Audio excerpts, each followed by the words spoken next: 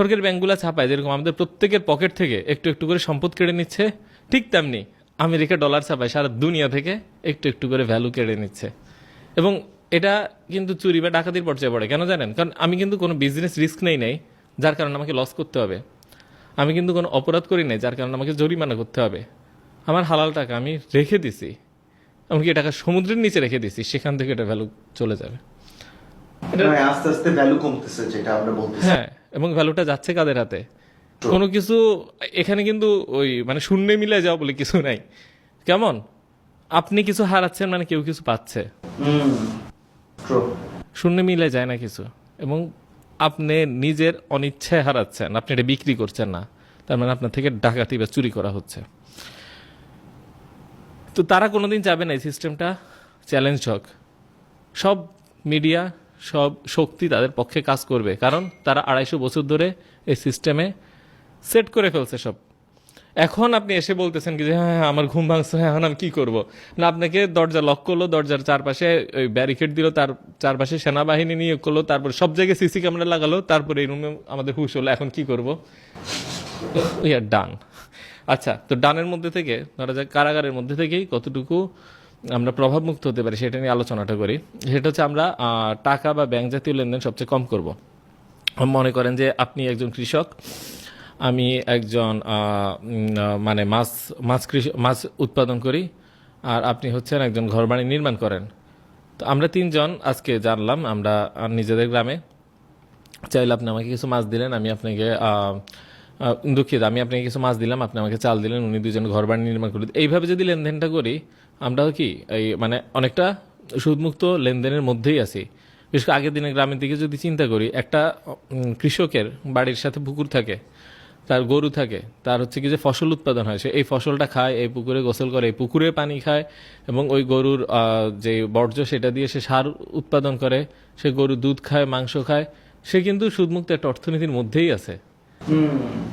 এই সিস্টেমটা কিন্তু পুরো সুদমুক্ত। তাকে বাজারে থেকে খুব অল্প কিছু লেনদেন করতে হতো, কিন্তু যখন আমরা ঋণ নেওয়া শুরু করলাম এবং এই কর্পোরেশনগুলো বড় হওয়া শুরু করলো, তখন দেখা গেলো কৃষকরা জমি হারাচ্ছে, অনেকে দেউলিয়া হচ্ছে, অনেকে জমি বিক্রি করে সন্তান বিদেশে পাঠাচ্ছে। সব মিলে আমরা যত বেশি টাকার পিছু ছুটলাম এবং ফিজিক্যাল অ্যাসেটের থেকে দূরে সরে গেলাম, তত বেশি আমরা আরো বেশি আবদ্ধ হয়ে গেলাম এই সিস্টেমে। সুতরাং আমাদেরকে প্রথমত টাকা, ব্যাংকিং এসবের থেকে নিজেকে সেভ করে সঞ্চয়টা করতে হবে অ্যাসেটে, স্বপ্ন দেখতে হবে অ্যাসেটের, এবং লেনদেনগুলো যথাসম্ভব ওই ট্রানজ্যাকশনটা থেকে দূরে থাকতে পারলে ভালো। আমিও তো করতে বাধ্য হই, আমি যে এতগুলা, আমি তো অ্যাওয়ার করছি মানুষকে, কিন্তু এমন না যে আমি সম্পূর্ণ মুক্ত হতে পেরেছি।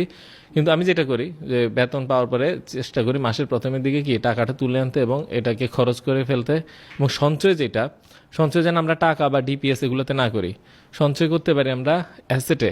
এমনকি আপনি যদি গোল্ড কয়েন কিনেন সেটাতে সঞ্চয় করতে পারেন, এবং তখন দেখা যাবে আপনার, আমি যখন লেনদেন করব তখন আমার গোল্ড কয়েনকে আপনাকে দিয়ে দিব, এবং আপনি আমাকে একটা যে কোনো সার্ভিস, গাড়ি, সাইকেল বিক্রি করলেন। ওইভাবে যদি ভ্যালু আমরা নির্ধারণ করতে পারি, তো এইভাবে যদি আমরা দেখা যায় 100 জন অ্যাওয়্যার হই এবং নিজেদের মাঝে একটা কমিউনিটি গড়ে তুলি, তাহলে কিন্তু আমরা অনেকটাই কি প্রভাব থেকে মুক্ত হতে পারছি। এইভাবে পকেট পকেট কমিউনিটিগুলো যখন একটু বড় হবে, এক কমিউনিটি আরেক কমিউনিটির সাথে লেনদেন শুরু করবে, তখনই কিন্তু আমরা একটা বিপরীত ব্যবস্থা কিছুটা দাঁড়া করাতে পারবো। এখানে ব্যাপারটা আসলে যেটা মহামিন ভাই যেটা বুঝতেছে, যে অনেকটা বলতে পারছেন যে মন্দের ভালো সিচুয়েশনটা, ইটস লাইক, বিকজ আপনি যেটা বললেন যে সাপোজ আমি যদি সোনাও কিনি, গোল্ডও যদি কিনি, ছোট ছোট যেগুলা, স্টিল ওই প্রবলেমটা কিন্তু স্টিল থাকতেছে, যেটা আগে প্রবলেমটা ছিল, যে আমি ধরেন গাড়ি কিনবো, বাড়ি কিনবো, আমার তো অনেকগুলা লাগবে, ওটা আবার ক্যারি করা, বা ছোট্ট জিনিস কিনবো, আমি যদি ছোট একটা জিনিস কিনে, পানির বোতল কিনো, তার আমি সোনা দিয়েও কিনতে পারবো না, রাইট? তো এখন এই ক্ষেত্রে ধরেন অনেকের জন্য জিনিসটা একটু ইনকনভিনিয়েন্ট হয়ে যায়। আমি একটু প্র্যাকটিক্যাল সেন্সে বলতেছি, যারা দেখতেছে তাদের কাছে, ভাই এত ঝামেলার মধ্যে আমি যাইতে চাই না, এটা তো খুব ঝামেলার একটা ব্যাপার, ভাই যা আছে, it's like ignorance is bliss. ভাই আমি জানি সিস্টেম সমস্যা আছে, এখন ভাই কিছু করার না, আমরা এখন ট্র্যাপে পড়ে গেছি, ভাই বাদ দেন তো ভাই, এটাই তো সাধারণত, মানে ভাই এত ঝামেলার মধ্যে আমার যাওয়ার দরকার নাই। আবার 2-4টা মানুষের বুঝাবো, এই নেও তুমি আমার কি বলে ক্রপ কিনো, বা আমার ফসল না, ওই আমার গরু আছে, গরু থেকে। আর আমরা অনেকে আছে যারা সিটি থেকে দেখতেছে, they don't have any access to agriculture, মানে আমার তো যেমন আমার তো কোনো ফসল আসতেছে না যে আমি এক্সচেঞ্জ করতে পারতেছি, রাইট?